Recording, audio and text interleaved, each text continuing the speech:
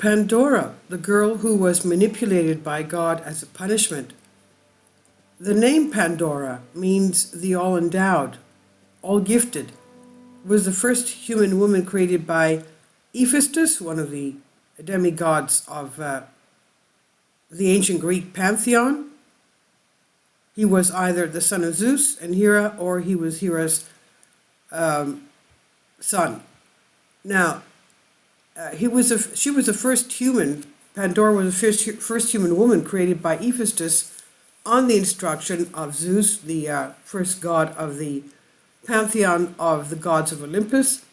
And as Hesiod relates, each god cooperated by giving her unique gifts, and that is, Pandora was given unique gifts. Her other name inscribed against her figure on a white ground calyx in the British Museum is Anisidora, meaning she who sends up gifts.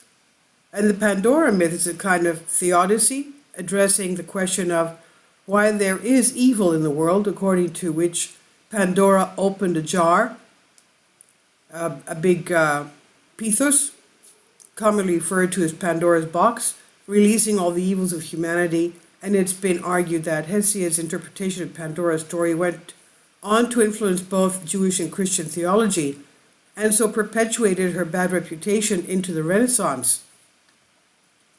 Now, as far as theogony, Pandora myth first appeared in lines of Hesiod's poem in epic meter in the 8th or 7th century BC, without ever giving the woman a name. After humans received the stolen gift of fire from Prometheus, an angry Zeus decided to give humanity a punishing gift to compensate for the boon they had been given. Prometheus is sometimes referred to as a god of fire.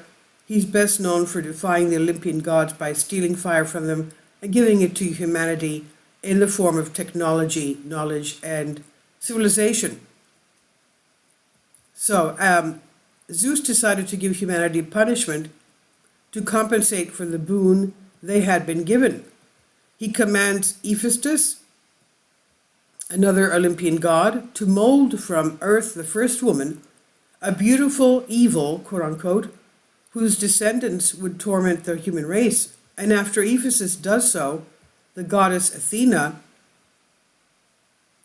dresses her in a silvery gown, an embroidered veil, garlands, and an ornate crown of silver.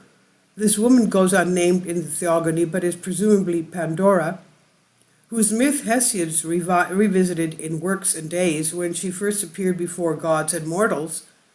Wonder seized them as they looked upon her, but she was sheer guile, not to be withstood by men, according to Hesiod. He says, from her is the race of women and female kind. Of her is the deadly race and tribe of women who live among immortal men, to their great trouble, to help meets in hateful poverty, but only in wealth. Hesiod goes on to lament that men who try to avoid the evil of women by avoiding marriage will fare no better. And he says, he reaches deadly old age without anyone to tend his years, and though he at least has no lack of livelihood while he lives, yet when he is dead, his kinfolks divide his possessions among them. Hesiod concedes that occasionally a man finds a good wife, but still evil contends with good. The more famous version of Pandora's myth comes from another Hesiod poem. In the version of that myth, Hesiod explains upon her origin and moreover widens the scope of misery she inflicts on humanity, as before she's created by Hephaestus, but now more gods contribute to her completion. Athena taught her needlework and weaving, Aphrodite shed grace upon her head, and cruel longing in carrying that weary the limbs. Hermes gave her a shameless mind and a deceitful nature. Hermes also gave her the power of speech, putting in her lies and crafty words. Athena then clothed her, and next persuasion and the charities adorned her with a necklace and other finery, and Hore adorned her with a garland crown. Finally, Hermes gives the woman a name, Pandora, because all they who dwelt on Olympus gave each a gift, a plague to man who eat bread. In this retelling of the story, Pandora's deceitful feminine nature becomes the least of humanity's worries, for she brings with her a jar, which due to textual corruption in the 16th century became a box, containing countless plagues. Prometheus had, fearing further reprisals, warned his brother Epimetheus not to accept any gifts from Zeus, but Epimetheus did not listen, and he accepted Pandora, who promptly scattered contents of her jar. And as a result, Hesiod tells us, the earth and the sea are full of evils. One item, however, did not escape, the jar. Only hope remained there, in an unbreakable home, within, under the rim of the jar, the great jar, and did not fly out at the door, for ere that the lid of the jar stopped hope, but the will of Aegis holding Zeus, who gathers the clouds. Hesiod does not say why hope, elpis, remained in the jar. Hesiod closes the moral that there is no way to escape the will of Zeus. He also outlines how the end of man's golden age, an all-male society of immortals who were reverent to the gods, worked hard and ate from abundant groves of fruit that was brought on by Prometheus, and when he stole fire from Mount Olympus and gave it to the mortal men, Zeus punished the technologically advanced society by creating a woman. And thus Pandora was created and given the jar, which releases all evils upon man. Archaic and classic Greek literature seem to make the little further mention of Pandora by mythographers, later filled in minor details or added proscripts to Hesiod's account. For example, the Bibliotheca and Hyginus, which make explicit what might be latent in the Hesiod text. Epimetheus married Pandora. They each add that the couple had a daughter, Pyrrha, who married Deucalion, that's the Greek word for Noah, and survived the deluge with him. However, the Hesiod catalogue of women had made a Pandora, one of the daughters of Deucalion, that is Noah, and the mother of Gracious by Zeus. In the 15th century AD, an attempt was made to conjure pagan and scriptural narrative by the monk Annio da Viterbo, who claimed to have found an account by the ancient Chaldean historian Berosus, in which Pandora was named as a daughter-in-law of Noah in the alternative flood narrative. Now, Pandora's relationship to Eve, there is an additional reason why Pandora should appear nude, in that it was a theological commonplace going back to the early Christian fathers, that the classical myth of Pandora made her a type of Eve. Each is the first woman in the world, and each in a central character in a story of transition from an original state of plenty and ease to one of suffering and death, a transition which is brought about as a punishment for transgression of divine law. It's been argued that it was a result of Hellenization of Western Asia that the misogyny in Hesiod's account of Pandora began openly to influence both Jewish and Christian interpretation of scriptures. That misogyny, as we know, is hatred or contempt for prejudice against women or girls. Now, the doctrinal basis against women so initiated then continued into Renaissance times. Bishop John Oliver's long Latin poem Pandora drew on the classical account as well as the biblical to demonstrate that women is the means of drawing men to sin, originally appearing in 1541 and republished thereafter. It was soon followed by two separate French translations. Between Eve and Pygmalion, early dramatic treatments of the story of Pandora are works of musical theater. Estatua de Prometeo by Petro Calderon made an allegory in which devotion to learning is contrasted with the active life. Prometheus molds a clay statue of Minerva, the goddess of wisdom, to whom he is devoted, and gives it life from a stolen sunbeam. This initiates a debate among the gods whether a creation outside their own work is justified.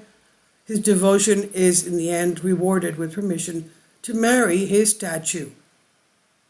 In this work, Pandora, the statue in question, plays only a passive role in the competition between Prometheus and his brother Epimetheus, signifying the act of life, and between the gods and men.